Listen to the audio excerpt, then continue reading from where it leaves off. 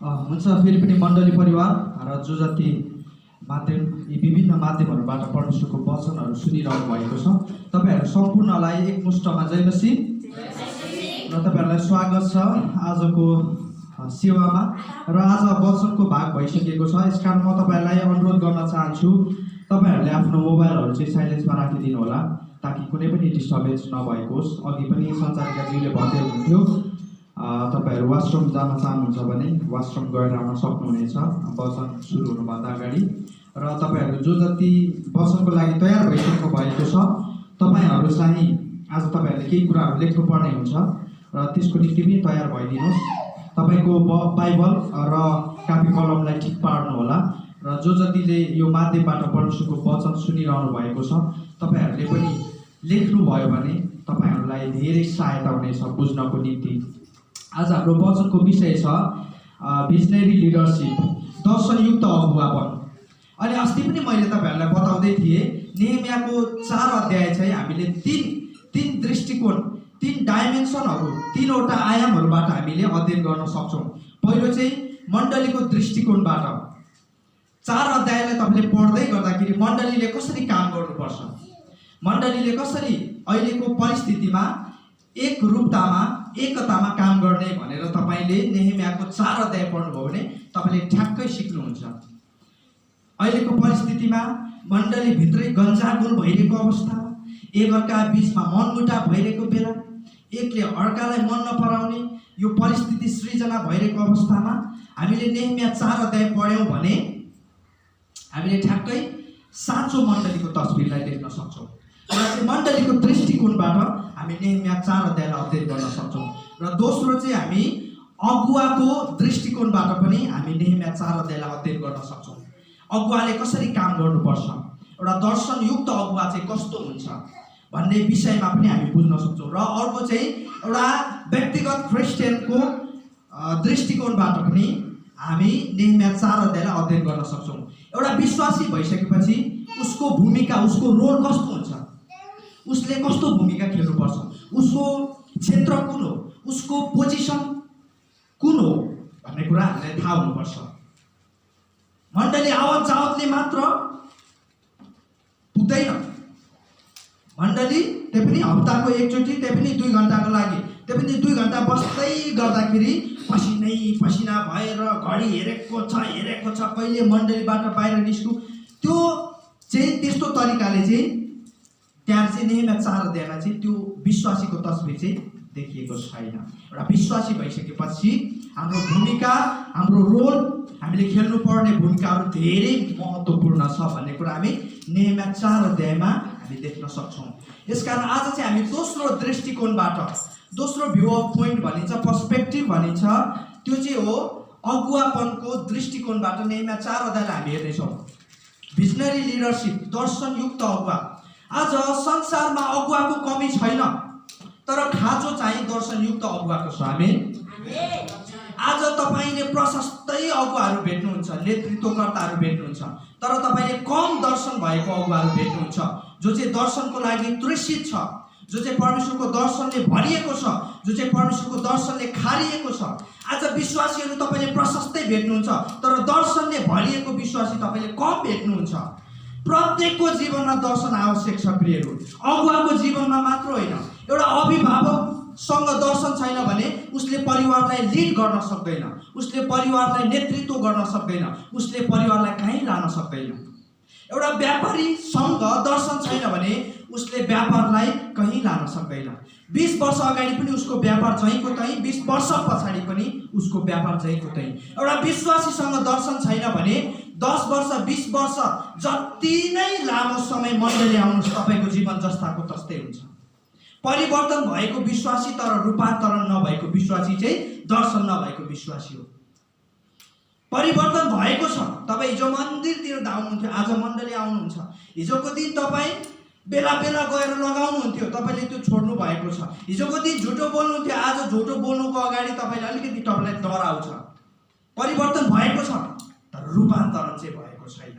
रूपान्तरण चाहिँ कठिन कुरा हो। ट्रान्सफर्मेसन इज हार्ड, डिफिकल्ट भनेर मैले अस्ति पनि भन्दै थिएँ। यसकारण प्रियहरू दर्शनले चाहिँ हामीलाई परिवर्तन गराउँछ। आमेन। दर्शन दर्शनयुक्त अगुवाले ठुलो परिवर्तन र जागृति ल्याउन सक्छ। नेहेमियाकै जीवनमा हेर्नुहोस् न, 140 वर्षदेखि यरुशलेमको पर्खालहरू भत्किएको थियो, कसैले पनि पुनर्निर्माण गर्न सकेको थिएन। तर जब नेहेमिया खडा हुन्छ नि, जब नेहेमियाले परमेश्वरबाट दर्शन प्राप्त गर्छ, अनि उसले कति दिनमा 52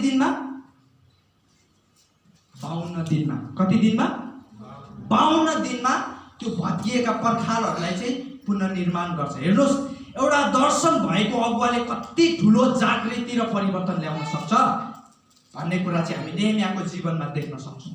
यसकारण प्रियहरू, तपाईँ हामी चाहिँ दर्शनयुक्त विश्वासी, दर्शनयुक्त अगुवा, दर्शनयुक्त नेहेमिया हुन आवश्यक छ। हामी दर्शनयुक्त, बिना दर्शन होइन, बिना दर्शनको, बिना दिशारहितको होइन। हामी चाहिँ डिरेक्सन, हाम्रो सही सठिक डिरेक्सनमा हामी अगाडि बढ्नुपर्छ। आउनुहोस्, यो आजको वचनमा जानुभन्दा अगाडि आजको हाम्रो जुन हामीले अध्ययन गर्दैछौँ एक्सपोजिटरी स्टडी, त्यसभित्र जानुभन्दा अगाडि हामीले केही कुरा बुझ्न आवश्यक छ। दर्शन भनेको के हो पहिला हामीले त्यो बुझ्न आवश्यक छ। नत्र भए मैले तपाईँलाई 1 घण्टा प्रचार गरेँ भने पनि तपाईँले आजको वचनको निष्कर्ष चाहिँ भेट्नुहुन्न। यसकारण हामीले दर्शन भनेको के हो त्यो पहिला बुझौँ। वचनले भन्दछ, जहाँ दर्शन प्रकाश छैन त्यहाँ मानिस के हुन्छ? भाडिन्छ। त्यहाँ चाहिँ मानिस भाडिन्छ। तर त्यो मानिस धन्य हो जसले परमेश्वरको व्यवस्था चाहिँ पालन गर्दछ। अब हामीले यहाँ बुझौँ, यहाँ हितोपदेश 29:18 मा प्रयोग गरेको दर्शनलाई चाहिँ हिब्रूमा हाजोन भनिन्छ।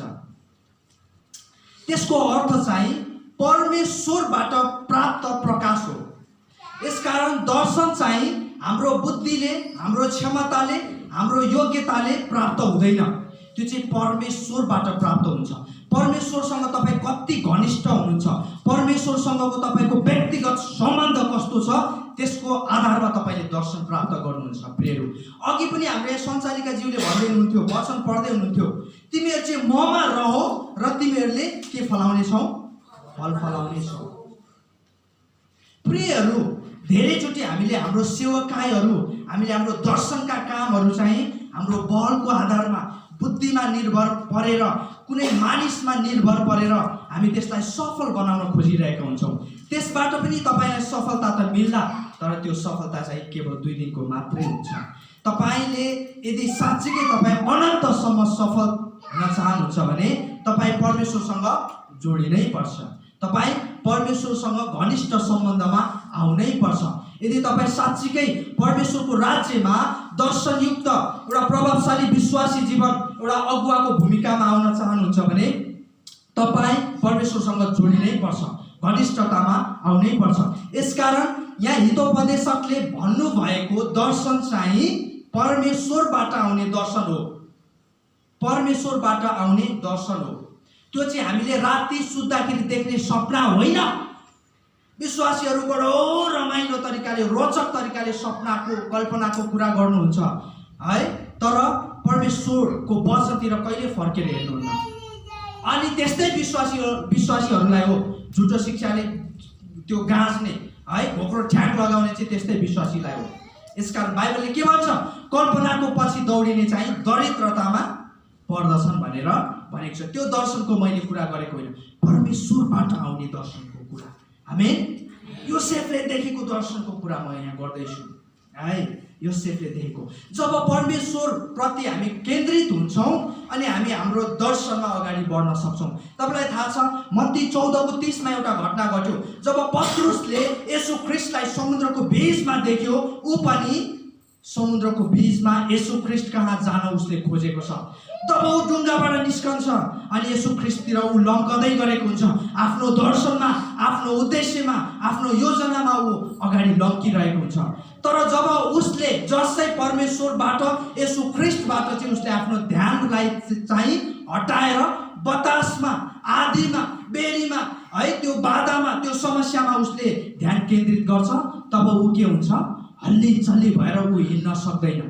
प्रियहरू, हाम्रो जीवनमा, विश्वासी जीवनमा जब हाम्रो केन्द्रबिन्दु परमेश्वरबाट हाम्रो केन्द्र, हाम्रो फोकसलाई, हाम्रो ध्यानलाई हटाएर हामी मानिसहरूतिर, हामी समस्याहरूतिर, हामी बाधाहरूतिर, हामी आदि बेरीहरूतिर ध्यान केन्द्रित गर्छौँ, त्यस्तो अवस्थामा हामी एक पाइला पनि अघि जान सक्दैनौँ।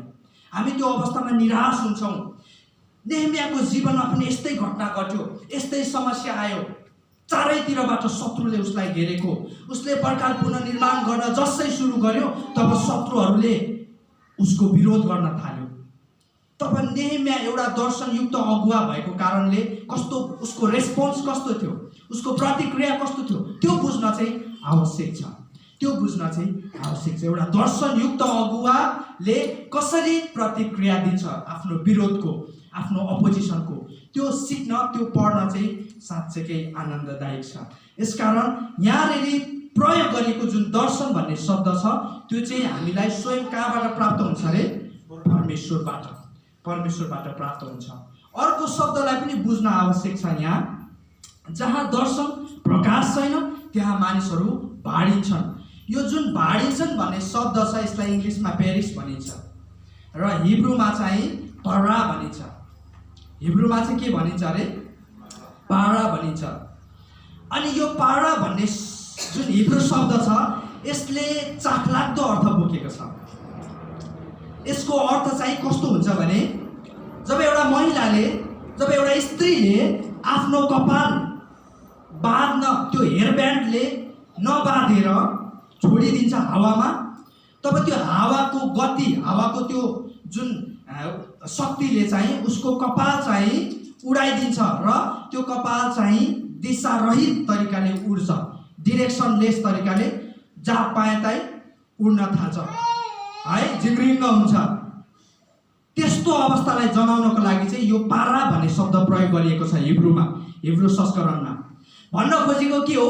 जहाँ दर्शन छैन त्यहाँ दिशा पनि हुँदैन, डिरेक्सन भन्ने कुरा पनि हुँदैन। तपाईँ कहाँ जाँदै हुनुहुन्छ, कुन दिशामा जाँदै हुनुहुन्छ तपाईँ आफैलाई थाहा हुँदैन। किनभने दर्शनले तपाईँलाई गन्तव्य दिन्छ। जब तपाईँलाई गन्तव्य थाहा हुन्छ तब मात्र तपाईँ एक दिशामा हिँड्न सक्नुहुन्छ। जब तपाईँको गन्तव्य नै छैन तपाईँ कहीँ पनि पुग्नुहुन्न, तपाईँ जहाँ पाए त्यही हिँड्नुहुनेछ। जब तपाईँलाई थाहा छैन कि तपाईँ चाबेल जाने हो, गौशाला जाने हो, तपाईँ पूर्व जाने हो, पश्चिम जाने हो, दक्षिण जाने हो, उत्तर जाने हो, यदि तपाईँले त्यो गन्तव्य नै थाहा छैन भने तपाईँ कहीँ पनि पुग्नुहुन्न। अनि मानिस के हुन्छ? मानिस भाडिन्छ, मानिस भाडिन्छ। बाबेलको धरहरामा यही कुरो भएको छ होइन? परमेश्वरले के गरिदिनु भयो? मानिसहरूको भाषा खलबलाइदिनु भयो। एकले अर्काको कुरै बुझ्न सकेन, एकले अर्काको दर्शनै बुझ्न सकेन। उनीहरूको उद्देश्य के हो, उनीहरू कतातिर गइरहेको छ, के को निम्ति धरहरा बनाइरहेको उनीहरूलाई कसैलाई थाहै छैन। त्यसपछि के भयो? त्यहाँ हल्ली चल्ली भयो, खैला बैला भयो, त्यहाँनिर चाहिँ मानिसहरू भाडियो। के धरहरा सफल भयो? भएन, फेरि भएन, मानिसहरू भाडियो। मण्डलीमा पनि, एउटा सम्प्रदायमा पनि, एउटा संस्थामा पनि, एउटा कुनै पनि समाजमा पनि जब एउटा अगुवा चाहिँ दर्शनविहीन हुन्छ नि उसलाई पछ्याउने हरेक व्यक्तिहरू चाहिँ दर्शनविहीन हुन्छ, दर्शनविहीन हुन्छ। जब अभिभावक आमा बुबा दर्शनविहीन हुन्छ नि छोराछोरीहरू कहीँ पुग्दैन, कहीँ पनि पुग्दैन। जब एउटा मण्डलीको अगुवा दर्शनविहीन हुन्छ नि विश्वासी कहीँ पुग्दैन, विश्वासी जब त्यहीँ हुन्छ। जति नै हालेलुया भने पनि, जति नै जिच्याए पनि, जति नै प्रार्थना गरे पनि, जति नै बाइबल अध्ययन गरे पनि विश्वासी जब त्यहीँ हुन्छ। यसकारण आज संसारको आवश्यकता भनेको चाहिँ दर्शनयुक्त भिजनरी लिडर्सहरू हो। आमेन। अनि त्यो चाहिँ फेरि अरू होइन, तपाईँ हामी नै हो। आमेन। हामी अरूलाई हेरिरहेका हुन्छौँ, अरूलाई खोजिरहेका हुन्छौँ, तपाईँ हामी नै हो। परमेश्वरले हामीलाई चुन्नु भएको छ। मैले नेहेमियाको पुस्तक सुरु गर्दा नै हामी प्रत्येकलाई भनेको थिएँ मैले, हामीले चाहिँ नेहेमियाको स्थानमा हामी आफैलाई राख्नुपर्छ।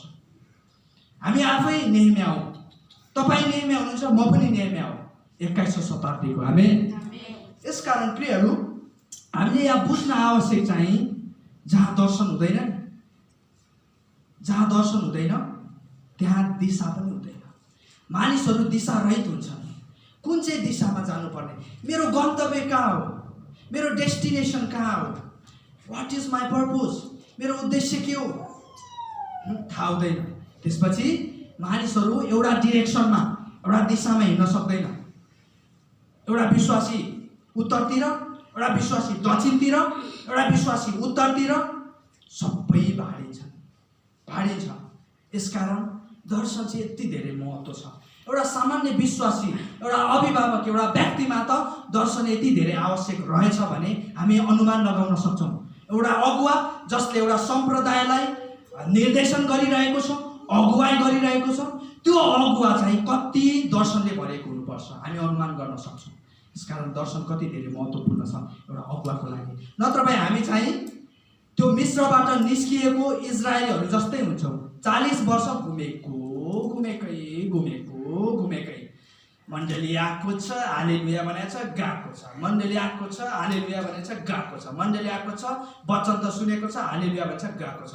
परिवर्तन रूपान्तरण केही पनि छैन। घुमेकै है, मरुभूमिमा घुमेकै। यात्रा चाहिँ कति दिनको अरे? यात्रा चाहिँ 14-15 दिनको। यात्राको बाटो चाहिँ 14-15 दिनको। घुमेको चाहिँ कति वर्ष? 40 वर्ष। यसकारण हामीले ध्यान दिनुपर्छ प्रियहरू, हामी कति दर्शनले भरिएका छौँ। त्यसो भए वास्तवमा दर्शन के हो त? What is vision? त्यसो भए दर्शन के हो त? तपाईँले लेख्न सक्नुहुन्छ। दर्शन भविष्यको कुरालाई देख्नु र त्यही अनुरूप काम गर्नु। भविष्यको कुरालाई देख्नु दर्शन भनेको चाहिँ, अनि त्यही अनुसार काम गर्नु। म अबको 10 वर्षमा म कहाँ पुग्न चाहन्छु, म कहाँ पुग्न सक्छु, म के गर्न सक्छु, अबको 20 वर्षमा मेरो मण्डली कहाँ लान चाहन्छु, म मेरो मण्डलीलाई कहाँ लान सक्छु, म अबको 15 वर्षमा मेरो व्यापार, मेरो बिजनेसलाई, मेरो छोराछोरी, मेरो परिवारलाई म कहाँ लान सक्छु, मैले कहाँ लगिरहेको छु। भविष्यको कुरालाई देख्नु र त्यही अनुसार काम पनि गर्नु। याकुबले भन्नुभयो तिमीहरूको विश्वास चाहिँ काम बिना के छ? अर्थविहीन छ। यदि तिमीहरू विश्वास चाहिँ छ भन्छौ तर काम चाहिँ गर्दैन भने त्यसले के लाभ दिन्छ र? त्यो चाहिँ व्यर्थको हुन्छ। भविष्यको कुरालाई देख्नु र त्यही अनुसार काम गर्नु। अर्को, एक अगुवाको निम्ति दर्शनमा चाहिँ दुईटा कुरा सामेल भएको हुन्छ, मिसिएको हुन्छ। एउटा चाहिँ परमेश्वरले के गर्न सक्नुहुन्छ र अर्को चाहिँ परमेश्वरले के गर्न चाहनुहुन्छ। दुईटा कुरा दर्शनमा, दुईटा कुरा सामेल हुन्छ है। परमेश्वरले के गर्न सक्नुहुन्छ र परमेश्वरले के गर्न चाहनुहुन्छ, परमेश्वरको इच्छालाई बुझ्नु। प्रियहरू, जब योसेफलाई परमेश्वरले दर्शन दिनुभयो, योसेफ एउटा छिटो थियो, उसले धेरै कुरो बुझेको थिएन, संसार देखेको थिएन, ऊ त्यति धेरै परिपक्व विश्वासी पनि थिएन, तर परमेश्वरले दर्शन दिनुभयो। त्यो दर्शनलाई योसेफले मर्न दिएन। किनभने उसलाई के थाहा थियो? परमेश्वरले के गर्न सक्नुहुन्छ भन्ने थाहा थियो र परमेश्वरले मेरो जीवनमा के गर्न चाहनुहुन्छ भन्ने कुरा थाहा थियो। योसेफलाई यो दुईटा कुरा थाहा थियो। परिवारले विश्वास नगर्दा पनि, एउटा जेलखानामा हुँदै गर्दाखेरि पनि, आफ्नै मालिकले उसलाई विश्वास नगर्दा पनि उसले आफ्नो जीवनको दर्शन मर्न दिएन। किनभने उसलाई के थाहा थियो? परमेश्वरले गर्न सक्नुहुन्छ। आमेन। परमेश्वरले गर्न सक्नुहुन्छ।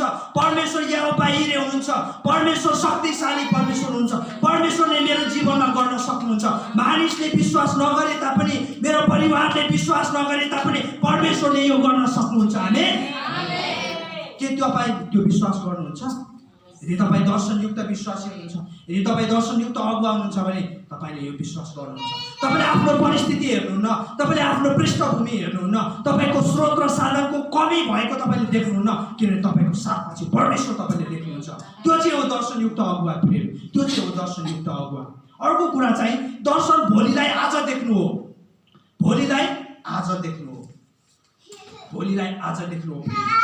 दर्शन चाहिँ अन्तलाई सुरुवातदेखि नै देख्नु हो।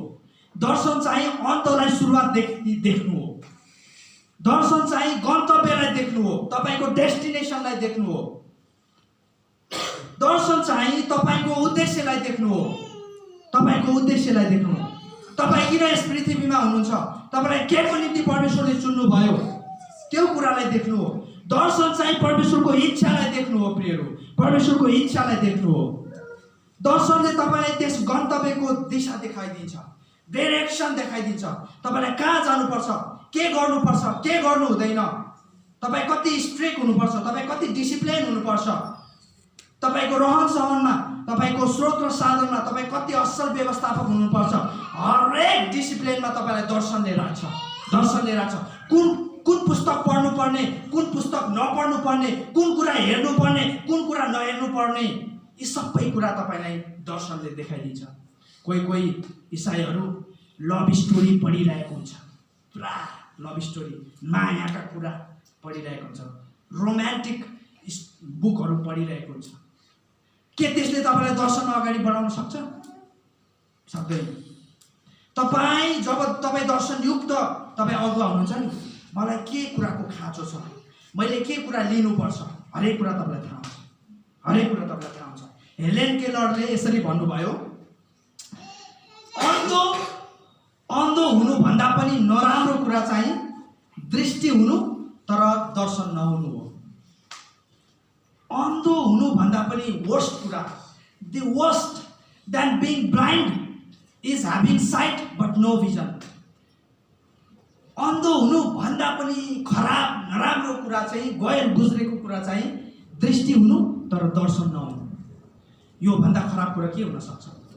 एउटा अन्धो व्यक्तिले अर्को अन्धो व्यक्तिलाई डोर्याउन सक्दैन। दुईजना हिँड्यो भने चाहिँ म तिमीलाई देखाउँछु भन्दै हिँड्यो भने चाहिँ दुर्घटना पर्छ है। यसकारण तपाईँ हामीले ध्यान दिनुपर्छ। तपाईँ हामी चाहिँ दर्शनयुक्त विश्वासी, दर्शनयुक्त अगुवा, दर्शनयुक्त अभिभावक, दर्शनयुक्त मण्डलीका जिम्मेवारी व्यक्ति हुनुपर्छ। आमेन। दर्शनको विषयमा पढ्दै गर्दाखेरि हामीले चिलको विषयमा पर्ने हुन्छ। परमेश्वरले, मैले बारम्बार भनेको छु, परमेश्वरले बाइबलमा आफैलाई दुईटा जीवहरूद्वारा मात्र प्रस्तुत गर्नुभयो। एउटा चाहिँ सिंह, अर्को चाहिँ चिल। सिंह चाहिँ जङ्गलको राजा, चिल चाहिँ आकाशको राजा हो। चिलको केही यस्ता गुणहरू छन्, स्वभावहरू छन् जुन अरू पक्षीहरूमा पाइँदैन। जब चिल आकाशमा उड्छ तब उसको भिजन, उसको दर्शन यति स्ट्रङ हुन्छ, यति शक्तिशाली हुन्छ, यति स्पष्ट हुन्छ। आकाशबाट तल जमिन 5 किलोमिटर टाढाको जमिनको शिकार, सानोभन्दा सानो शिकार, चाहे त्यो मुसा नै किन नहोस्, चिलले स्पष्ट रूपमा देख्छ। 5 किलोमिटर टाढा भनेको सानो डिस्टेन्स होइन। चिलको भिजन चाहिँ त्यति स्पष्ट हुन्छ। जब उसको दर्शनले, उसको भिजनले आफ्नो शिकारलाई देख्छ, त्यो शिकारसम्म पुग्नुभन्दा अगाडि नै 5 किलोमिटरको यात्रा उसले गर्नु अगाडि नै त्यो शिकारलाई कसरी समात्नुपर्छ, कसरी मार्नुपर्छ, कसरी त्यसलाई ग्र्याब गर्नुपर्छ, पन्जाहरूले कसरी त्यसलाई खानुपर्छ, सबै योजना उसले बुनिसकेको हुन्छ। त्यति धेरै स्ट्रङ हुन्छ उसको माइन्ड। एउटा दर्शनयुक्त अगुवा चाहिँ त्यति बेला कम्प्लिट हुन्छ, त्यति बेला पूर्ण हुन्छ जति बेला त्यो अगुवासँग के हुन्छ? ब्लुप्रिन्ट, योजना हुन्छ, म्याप हुन्छ। हामी विश्वासीहरू अल्छे विश्वासीहरू भइसक्यौँ। हामी विश्वासीहरू चाहिँ अल्छे विश्वासी भइसक्यौँ।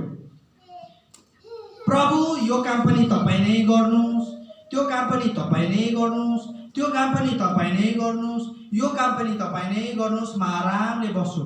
यस्तो विश्वासी भइसक्यो हामी। योजना बनाउने कामको जिम्मेवारी चाहिँ परमेश्वरले तपाईँ र मलाई दिनुभएको प्लानिङका कुराहरू चाहिँ। टी.एल. ओसबर्न भन्ने एकजना परमेश्वरका दासले यसरी भन्नुहुन्छ, प्रार्थनामा त्यो कुरा नमाग जुन कुरा पहिले नै परमेश्वरले तिमीलाई दिइसक्नु भएको छ। प्रार्थनामा त्यो कुरा नमाग जुन कुरा चाहिँ पहिले तिमीलाई प्राप्त गरिसकेको छौ, र त्यो काम गर्न नभन परमेश्वरलाई जुन काम गर्नको निम्ति परमेश्वरले तिमीलाई भन्नुभएको छ। यसकारण प्रियहरू, हितोपदेश 16 अध्यायमा हामी के भेट्छौँ? तिमीले गर्ने जुनसुकै कुरा परमेश्वरलाई सुम्प र तिम्रा योजनाहरू चाहिँ परमेश्वरले सफल पार्नुहुन्छ। भन्न खोजेको चाहिँ परमेश्वर कहाँ जाँदै गर्दाखेरि रित्तो हात लिएर नजाऊ। परमेश्वर कहाँ जाँदै गर्दाखेरि योजनालाई लिएर जाऊ। तिम्रो दर्शनको योजनालाई लिएर जाऊ। परमेश्वरलाई तिमीले भन, प्रभु म यो कुरा गर्न चाहन्छु, अबको 10 वर्षमा म यो कुरा गर्न चाहन्छु, अबको 20 वर्षमा म यो कुरा गर्न चाहन्छु, तपाईँको शक्ति, तपाईँको सामर्थ्य मलाई दिनुहोस्। अनि परमेश्वरले हाम्रो योजनाहरू सफल पार्नुहुन्छ। परमेश्वरले हाम्रो योजनाहरू सफल पार्नुहुन्छ। हामी खाली हात गइरहेका हुन्छौँ परमेश्वरलाई, है प्रभु सबै तपाईँकै इच्छा भन्दै हामी गइरहेका हुन्छौँ। त्यसरी काम गर्दैन। विश्वासी जीवनमा चाहिँ हामीले ब्लुप्रिन्ट भन्ने कुरा, जुन म्याप भन्ने कुरा छ, जुन योजना भन्ने कुरा छ, त्यो लिएर जानुपर्छ।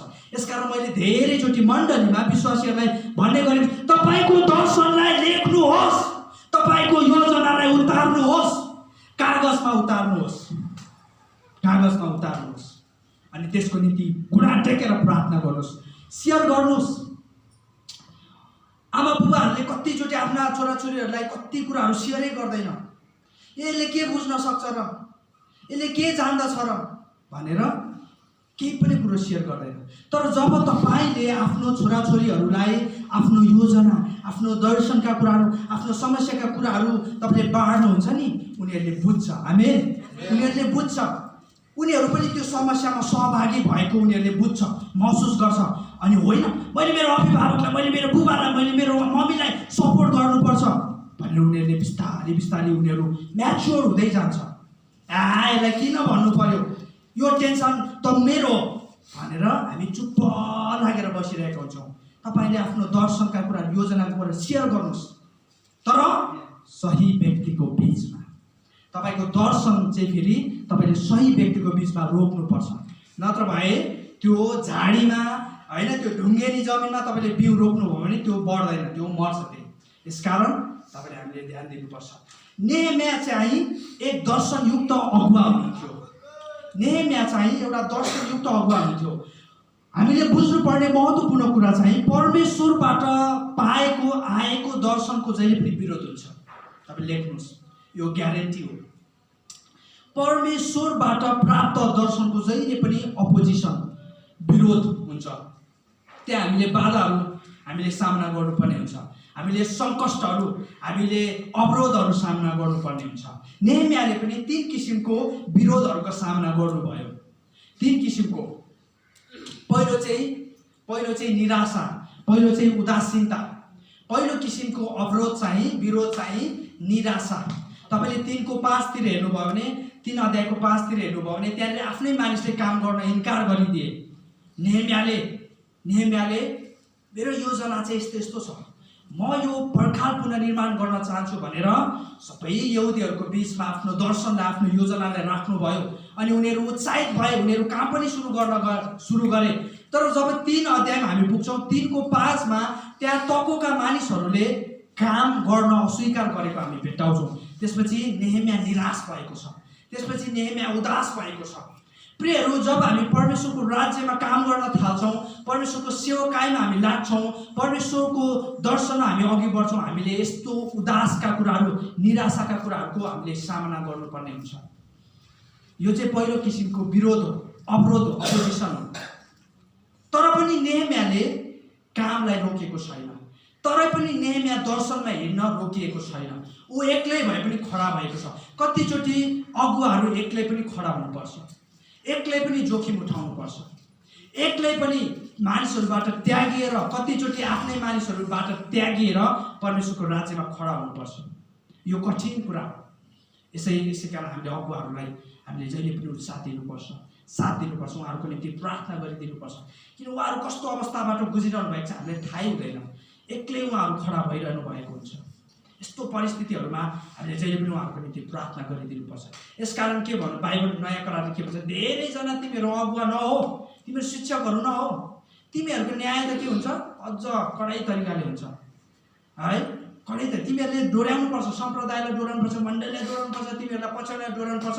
तर तिमीहरूको न्याय चाहिँ परमेश्वरले कडा तरिकाले लिनुहुन्छ। तपाईँलाई थाहा छ, परमेश्वरले मोसाबाट केही कुरो पनि सहनु भएन, केही कुरो पनि सहनु भएन। उहाँले इजरायलीहरूबाट त्यो कुरो सहनु भयो, तर मोसाबाट केही पनि सहनु भएन। मोसालाई परमेश्वरले भन्नुभयो, तँलाई थाहा थियो, तैँले जानेको थिइस्, तैँले बुझेको थिइस्, तैँले गर्नु हुँदैन थियो, तैँले गरिस्, अब तँलाई म लादिनँ, करार गरेको देशमा लादिनँ। तर तँबाट चाहिँ म सहन सक्दिनँ। यही कुरो इजरायलीहरूले गरेको म सहन सक्थेँ, तर तँबाट म सहन सक्दिनँ। अगुवा चाहिँ त्यति धेरै डेन्जर जोनमा हुन्छ क्या। त्यति धेरै खतरनाक जोनमा हुन्छ। यसकारण हामीले अगुवाहरूको निम्ति प्रार्थना गरिदिएको छ। आज कति मण्डलीहरू हुनुहुन्छ है, तपाईँहरू विश्वासीहरू हुन्छ, अगुवाको पुरा कुरा काटिरहेको हुन्छ, आलोचना गरिरहेको हुन्छ। आलोचना गर्न सजिलो छ, आलोचना गर्न सजिलो छ, तर त्यो आलोचनालाई सामना गर्नु चाहिँ गाह्रो छ, गाह्रो छ। यसकारण यो कुरा हामीले याद गर्नुपर्छ। दोस्रो कुरो क्रोध। नेहेमियाले दोस्रो विरोध चाहिँ क्रोधको सामना गर्नु पर्यो। तपाईँले नेहेमिया 4को 1 पदलाई हेर्नुभयो भने त्यहाँनिर उसको शत्रु है सनबलत यति क्रोधित भएको छ, यति क्रोधित भएको छ, उसले यति धेरै निराशाको कुरो गरिदिन्छ यहुदीहरूको बिचमा। अगुवा प्रियहरू, तपाईँ र हामीले मानिसहरूको क्रोधको पनि सामना गर्नुपर्छ, क्रोधको पनि सामना गर्नुपर्छ। तर त्यो क्रोधको सामना गर्दै गर्दा प्रियहरू हाम्रो प्रतिक्रिया चाहिँ क्रोधितै हुनुहुँदैन। हामी जहिले पनि नम्रतामा हाम्रो रेस्पोन्सहरू, हाम्रो प्रतिक्रियाहरू जहिले पनि नम्र हुनुपर्छ, जहिले पनि नम्र हुनुपर्छ। क्रोधित भएर जवाफ नफर्काऊ, रिसमा जवाफ नदेऊ भनेर हितोपदेशकले भन्नुहुन्छ। हामी कतिचोटि यदि हामी कोही हाम्रो विरुद्धमा कोही आइलाग्छ भने हामी पनि जाइ लागिहाल्छौँ फेरि, है मण्डली पो गएको हो त, हिजोको दिन त म पनि भनेर हामी पनि जग्गा छाती फुलाउँदै अगाडि बढिहाल्छौँ। त्यो गर्नु हुँदैन। अगुवा भइसकेपछि, तपाईँ विश्वासी भइसकेपछि तपाईँ र तपाईँको विरोधीको बिचमा भास्ट डिफ्रेन्स, फरकता चाहिँ देखिनुपर्छ। नेहेमियाले त्यो गरेन। नेहेमियाले के गरे अहिले म आउँछु। तेस्रो विरोध चाहिँ अपमान, आलोचना सहे, आलोचनाको सामना गर्नु पर्यो नेहेमियाले चाहिँ। तपाईँले नेहेमिया 4को 1 देखि 3 मा हेर्नुभयो भने नेहेमियाका शत्रुहरूले, यहुदीहरूको शत्रुहरूले यस्तो नराम्रो तरिकाले उनीहरूको आलोचना गरिरहेको छ। उनीहरूले केसम्म भनेको छ भने तिमीहरूले बनाएको पर्खाल त एउटा स्याल होइन, स्याल पनि चढ्यो भने के हुन्छ अरे, हताभुङ्ग हुन्छ, भत्किन्छ। आलोचना चाहिँ यस्तो नराम्रो तरिकाले भएको छ। कसैले यसरी भनेका छन्, आलोचनाबाट बच्नको लागि केही नगर्नुहोस्, केही नबोल्नुहोस् र केही नबन्नुहोस्। Do nothing, say nothing, be nothing भनेको छ। के यो सत्य हो? के यो सत्य हो? यो सत्य होइन।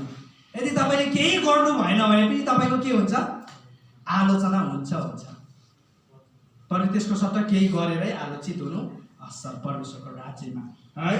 यसकारण आलोचना, यो 3वटा विरोध चाहिँ नेहेमियाले खेप्नु पर्यो, सहनु पर्यो। तर अचम्मको कुरो चाहिँ यो 3वटा विरोधको नेहेमियाले अचम्म तरिकाले प्रतिक्रिया, रेस्पोन्स दिएको छ। हामी भए के गर्थ्यौँ? हामी भए तिनीहरूलाई पनि गाली गर्थ्यौँ होला, गलोज गर्थ्यौँ होला, प्रार्थनामा भए नभएको कुराहरू हामी तिनीहरूलाई गरिदिन्थ्यौँ होला, कुरा काट्थ्यौँ होला, है भयो भने हामी पनि मुर्गी लगाइदिन्थ्यौँ होला। तर नेहेमियाले त्यो गरेको छैन। नेहेमिया चाहिँ स्वत रूपमा परमेश्वर कहाँ गएको छ, घुँडा टेकेको छ, उसले चाहिँ घुँडा टेकेको छ। 3वटा प्रतिक्रियालाई हामी अध्ययन गरौँ है त। नेहेमियाको 3वटा प्रतिक्रिया। पहिलो, नेहेमियाले प्रार्थना गरेको छ। नेहेमियाले प्रार्थना गरेको छ।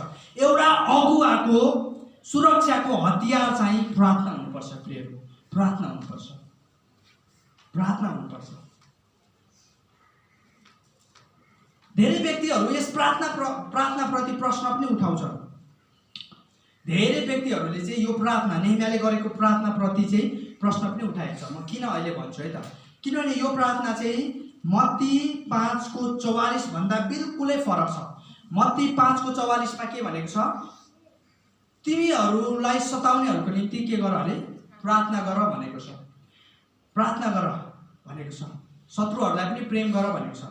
तर जब हामी नेहेमिया 4को 4 पढ्छौँ तब हामी बिल्कुलै फरक प्रार्थनालाई देख्न सक्छौँ। तपाईँले बाइबल पल्टाउनुहोस् त। हे हाम्रा परमेश्वर, तपाईँहरूको निम्ति म पढिदिन्छु है। हे हाम्रा परमेश्वर, हाम्रो प्रार्थना सुन्नुहोस्। नेहेमियाले प्रार्थना गर्न सुरु गरिहाले। नेहेमियालाई चाहिँ के भनिन्छ अरे, म्यान अफ प्रेयर पनि भनिन्छ। प्रार्थना गर्ने व्यक्ति, सबैभन्दा धेरै प्रार्थना गर्ने व्यक्ति भनेर पनि चिनिन्छ है। यसकारण उनले प्रार्थना गर्न सुरु गर्छ। किनभने उनीहरूले त हाम्रो अपमान गरिरहेका छन्। उनीहरूको गिल्ला उनीहरूकै शिरमाथि फर्काइदिनुहोस् र कैदको देशमा उनीहरूलाई लुटको रूपमा दिनुहोस्। उनीहरूको अपराध ढाक्नुहोस् अथवा आफ्नो दृष्टिबाट उनीहरूका पाप नहटाउनुहोस्, किनभने निर्माण गर्नेहरूलाई उनीहरूले खुल्ला निन्दा गरेका छन्। यो प्रार्थना चाहिँ अलिकति के देखिन्छ? कठोर देखिन्छ है, कठोर देखिन्छ। यसकारण कति व्यक्तिहरूले चाहिँ यो प्रार्थनाको विरोध पनि गरेको छ। यस्तो प्रार्थना पनि हुन्छ, एउटा इसाईले यस्तो प्रार्थना गर्ने हो, थनक्कै होस् प्रभु, त्यसको हात त्यसको खुट्टा भनेर प्रार्थना गरेको जस्तै हो। त्यस्तै त होइन है। इसाईले यस्तो प्रार्थना गर्नुहुन्छ, यो त गलत प्रार्थना हो भनेर कति विश्वासीहरूले, कति इसाईहरूले यो प्रार्थनाप्रति प्रश्न पनि उठाउनुहुन्छ। यो प्रार्थनालाई चाहिँ अभिशापात्मक प्रार्थना भनिन्छ। अभिशापात्मक प्रार्थना भनिन्छ। यसलाई इङ्ग्लिसमा चाहिँ एक्कर्स्ड प्रेयर भनिन्छ। यो अभिशापात्मक प्रार्थना चाहिँ किन परमेश्वरको नजरमा जायज थियो? मानिसहरूको नजरको दृष्टिकोणले म भनिरहेको छुइनँ। मानिसहरूको आफ्नै विचार हुनसक्छ, म त्यतातिर जान चाहन्न। परमेश्वरको नजरमा यो प्रार्थना किन ठिक थियो, किन जायज थियो? पाँचवटा कारणहरू छ। पहिलो कारण चाहिँ नेहेमिया अनेस्ट रूपमा परमेश्वरलाई प्रार्थना गरिरहेका थिए। नेहेमियाले कुनै पनि ढोङ्गी रूपमा, बनावटी रूपमा प्रार्थना गरेको होइन, किनभने उसको हृदय बोझ थियो, बोझले भरियो। एकदमै उसको हृदयमा के थियो? दुःख थियो, पीडा थियो, व्यथा थियो। त्यो कसलाई पोखाउने त? कसलाई पोखाउने? यहुदीहरूले आफ्नो कुरा बुझिदिँदैन, आफ्नै जातिले आफ्नो प्रार्थना बुझिदिँदैन, आफ्नो चोट व्यथा बुझिदिँदैन। अब कस कहाँ पोखाउने त? कतिचोटि तपाईँकै परिवारले पनि तपाईँको व्यथा बुझिदिँदैन। तपाईँले जसलाई आफ्नो भन्नुहुन्छ नि, आफ्नो मानिसले पनि तपाईँको व्यथा बुझ्दैन। तपाईँको हृदयभित्र कति समस्याहरू छ, कति व्यथाहरू छ, कति पीडा छ, त्यो कसैले पनि बुझ्दैन। त्यस्तो अवस्थामा तपाईँले पोखाउने भनेको कसलाई हो? परमेश्वरलाई पोखाउने हो। नेहेमियाले पनि त्यही गरे। ऊ अनेस्ट रूपमा परमेश्वर कहाँ आए है। मत्ती 6 अध्यायमा के भनेको छ? परमेश्वरलाई चाहिँ ढोङ्गी प्रार्थना मन पर्दैन, त्यो बनावटी प्रार्थना मन पर्दैन, त्यो स्याट मरमसला हालेको प्रार्थना मन पर्दैन है। हामी धेरैचोटि त्यो कवितात्मक प्रार्थना गर्न खोज्छौँ नि, पुरा शब्दहरू पनि चोरेर होइन, यताबाट ल्याएको छ संस्कृतको शब्द, प्रभु तपाईँको बाहुदान चरण, तपाईँको मुहार हो है।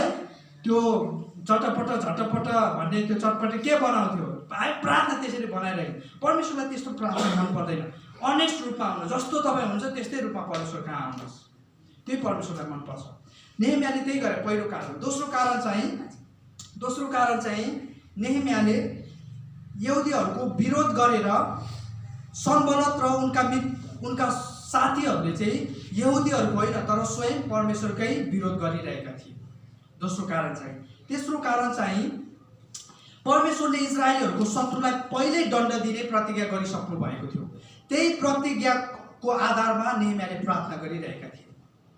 चौथो कुरो चाहिँ उत्पत्ति 12:3 परमेश्वरले अब्राहमलाई जे प्रतिज्ञा गर्नुभयो त्यही प्रतिज्ञाको आधारमा उसले प्रार्थना गरिरहेका थिए। पाँचौँ कुरा चाहिँ बदला लिने काम हाम्रो होइन, परमेश्वरको हो। यसकारण नेहेमियाले के भनिरहेको छ? प्रभु बदला लिनुहोस्, तपाईँले, म लिँदिनँ। म नयिनेर केही भन्छु, यिनीहरूको विरुद्धमा म केही बोल्छु, म केही पनि बोल्दिनँ। म के मात्र भनिरहेको छु? तपाईँले बदला लिनुहोस्, किनभने यिनीहरूले हाम्रो निन्दा गरिरहेको छ। यो पाँचवटा कारणहरूले गर्दा परमेश्वरले नेहेमियाको प्रार्थना, यो प्रार्थना चाहिँ अभिशापात्मक प्रार्थना थियो, उहाँले ग्रहण गर्नुभयो। अब प्रश्न उठ्न सक्छ, के आजको दिन इसाईहरूले, मण्डलीले यस्तो प्रार्थना गर्न सक्छ अथवा मिल्छ? मेरो व्यक्तिगत तपाईँलाई सरसल्लाह चाहिँ यस्तो प्रार्थना नगर्नुहोस्। यो एक्कर्स्ड प्रेयर तपाईँले नगर्नुहोस्, किनभने हामी नयाँ करारमा छौँ, अनुग्रहको समयमा छौँ। येशू ख्रीष्टले हामीलाई सिकाइसक्नुभयो, शत्रुहरूलाई प्रेम गर, शत्रुहरूको निम्ति प्रार्थना गर भनेर सिकाइसक्नुभयो। अब त्यो ठनक्कै भन्ने कुरा हामीले छोडिदिउँ। अब हामीले न्यायको प्रार्थना नगरौँ। न्यायको प्रार्थना तपाईँलाई मैले धेरै वर्ष अगाडि नै मैले सिकाइसकेको छु। न्यायको प्रार्थना नगर्नुहोस्। न्याय बदला लिने काम चाहिँ स्वयं परमेश्वरको हो। नेहेमियाले यो तीनवटा विरोधको रेस्पोन्स, प्रतिक्रिया कसरी दियो अरे? पहिलो प्रार्थनाद्वारा, दोस्रो चाहिँ कामलाई निरन्तरता दिएर, दर्शनमा अझ बढी प्रभावशाली रूपमा काम गरेर। जब तपाईँको कसैले आलोचना गर्छ, जब तपाईँको कसैले विरोध गर्छ, म सबै आलोचना गलत हो भन्दिनँ, कुनै कुनै आलोचनाले हामीलाई के पनि गर्छ, सुधार्छ पनि। तर म यस्तो आलोचनाको कुरा गरिरहेको छु जुन आलोचनाले तपाईँलाई अघि बढ्नै दिँदैन, खालि तपाईँको विरोध मात्र गर्छ, तपाईँको राम्रो कुरोलाई देख्दैन, तपाईँको राम्रो प्लस पोइन्टलाई देख्दैन, जहिले उसले खराबी मात्रै देख्छ, तपाईँको कुरा मात्रै काट्छ, तपाईँको आलोचना मात्रै गर्छ भने त्यस्तो आलोचनाको पछि नदौडनुहोस्, त्यो आलोचनालाई साइड लगाइदिनुहोस्। गलातियाको 10 पनि भन्छ, मानिसले मेरो न्याय इन्साफ गर्न सक्दैन, पावलले भन्नुहुन्छ। न्याय गर्ने त को हुनुहुन्छ? स्वयं परमेश्वर हुनुहुन्छ। परमेश्वर मात्र न्यायकर्ता हुनुहुन्छ। प्रियहरू, मानिसको न्यायले तपाईँ निराश भइरहनु भएको छ, मानिसको आलोचनाले तपाईँ निराश भइरहनु भएको छ, त्यो केही कामको छैन, त्यसलाई छोडिदिनुहोस्। त्यस्ता झिना मसिना कुराहरूतिर तपाईँ नअड्कनुहोस्, तपाईँ आफ्नो दर्शनमा निरन्तर काम गर्नुहोस्। यहाँनिर नेहेमिया र यहुदीहरूले त्यही गरेको छ। शत्रुहरूले बडो त्यहाँनिर के गरेको छ, आलोचना गरेको छ, निन्दा गरेको छ, तर त्यो इन्साफ, त्यो न्यायलाई उनीहरूले छोडेर उनीहरू काम गरेकै छ। 4 मा के भने, 4 को 6 मा के लेखेको छ हेर्नुहोस् त। यसरी हामीले त्यसको आधा उचाइसम्म चारैतिर पर्खाल बनायौँ, किनकि मानिसहरूले तन मन दिएर काम गरे। यो फेरि भनौँ त, हामी तन मन दिएर काम गरे, तन मन दिएर काम गरे। फेरि भन्नुहोस्, तन मन दिएर काम गरे। वाउ! के हामी त्यो गर्न सक्छौँ? त्यो निन्दाको, त्यो आलोचनाको प्रतिक्रिया स्वरूप त्यसको विरोधमा हामी के तन मन दिएर काम गर्न सक्छौँ? त्यो चाहिँ ठुलो प्रश्न हो। त्यो चाहिँ निरन्तरताको काम हो। प्रियहरू, निरन्तर अघि बढिरहनु त्यो चाहिँ हो प्रियहरू, दर्शनयुक्त अगुवाले गर्ने काम चाहिँ। प्रियहरू, तपाईँलाई थाहा छ, अगुवा चाहिँ हाकिम हुनु हुँदैन, अगुवा चाहिँ नमुना र उदाहरण हुनुपर्छ। आमेन। कति अगुवाहरू हाकिम जस्तो गर्दै, साँडे जस्तो स्याँ ठ्याँ गर्दै उसलाई जयमसी गरिदिनु पर्ने, उसको अगाडि झोक्नु पर्ने, उसको अगाडि चम्चागिरी गर्नुपर्ने, आमामा हो, उसको राम्रो कुरा भनिदिनु पर्ने है, उसलाई कोसेली लगेर जानुपर्ने, उसलाई मासु भात बनाएको दिन बोलाउनु पर्ने, इन्भिटेसन दिनुपर्ने, फोन गरी बोलाउनु पर्ने। कोही अगुवाहरू हाकिम जस्तो हुन्छ, टाढो। त्यस्तो अगुवा चाहिँ, दर्शनयुक्त अगुवा चाहिँ त्यस्तो हुँदैन। अगुवा चाहिँ नमुना हुनुपर्छ, उदाहरण हुनुपर्छ। उसले काम हराउँदैन, उसले आफै के गर्छ, कामको सुरुवात गर्छ। तपाईँले नेहेमियाको जीवनमा हेर्नुभयो भने नि, नेहेमियाले यहुदीहरूलाई काम गर्न अराएकै छैन।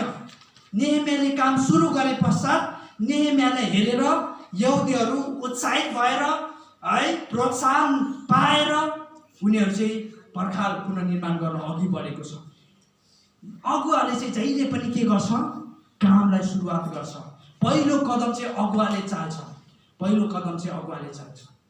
यसकारण यहाँनिर हामी देख्न सक्छौँ, नेहेमिया चाहिँ कामको उदाहरण भएको छ। अघि पनि मैले भने, याकुब 1:14 मा याकुबले भन्नुभयो, तिमीहरूको विश्वास चाहिँ काम बिना व्यर्थको छ, यसकारण यदि तिमीहरू विश्वासमा दरिला छ भने तिमीहरूले काम पनि गर्नेछौ। तब त्यहाँ अचम्मको काम चाहिँ के भयो भने, यहुदीहरूले दिनमा मात्र होइन, रातमा पनि काम गरेको छ। प्रियहरू, जब एउटा दर्शनले भरिएको, जब एउटा नमुना उदाहरण भएर अगुवाले लिड गर्छ नि, अगुवाई गर्छ नि, तब त्यहाँ मानिसहरूले दिनमा मात्र होइन, रातमा पनि काम गर्छ। आमेन।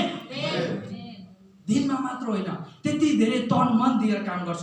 4:21 मा तपाईँले हेर्नुभयो भने त्यहाँनिर यहुदीहरूले तन मन दिएर काम गरेको छ। तन मन दिएर, दिनमा मात्र होइन, रातमा पनि है प्रियहरू। यो चाहिँ हो दोस्रो प्रतिक्रिया, नेहेमियाको दोस्रो प्रतिक्रिया। तेस्रोमा चाहिँ नेहेमियाले जहिले पनि परमेश्वरको प्रतिज्ञा, परमेश्वरको प्रमिसेस, परमेश्वरको कभनेन्ट, परमेश्वरको करार, परमेश्वरले गर्नुभएको उद्देश्यका कामहरूलाई सम्झना गरेको छ। तेस्रो प्रतिक्रिया चाहिँ हेर्नुहोस् त, के त्यो हामी गर्न सक्छौँ? मानिसहरूले हामीलाई चारैतिरबाट सताउँदै गर्दा, चारैतिरबाट हाम्रो कुरा काट्दै गर्दा, चारैतिरबाट हामी आलोचित हुँदै गर्दाखेरि के हामी परमेश्वरले गर्नुभएको उद्देश्यका कामहरूको सम्झना गर्न सक्छौँ?